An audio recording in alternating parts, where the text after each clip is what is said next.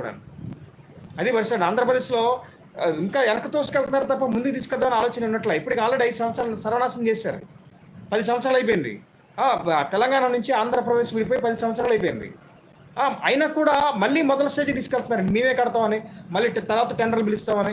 Central గవర్నమెంట్కి అప్పచెప్పి వదిలేయరు బాబు, నాకు కట్టేవనరా బాబు, టైం టాస్క్ పెట్టి వాళ్ళ మీద ఎక్కండి, మాకు కంప్లీట్ చేయండి, పార్లమెంట్లో గట్టిగా అడగండి, మీ చేతిలో ఉంది. వద్దనుకుంటే కాంగ్రెస్ గవర్నమెంట్ కలిసి కాంగ్రెస్ స్పెషల్ స్టేటస్ కూడా వస్తుంది.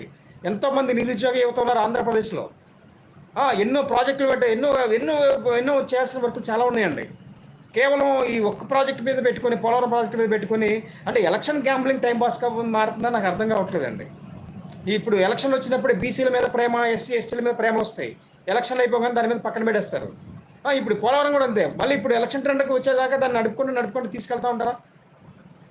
ఏం వర్క్లు చేస్తున్నారో నాకైతే అర్థం కావట్లేదండి ఆంధ్రప్రదేశ్లో. మరి క్యాబినెట్ మినిస్టర్ మరి మిగతా వాళ్ళందరూ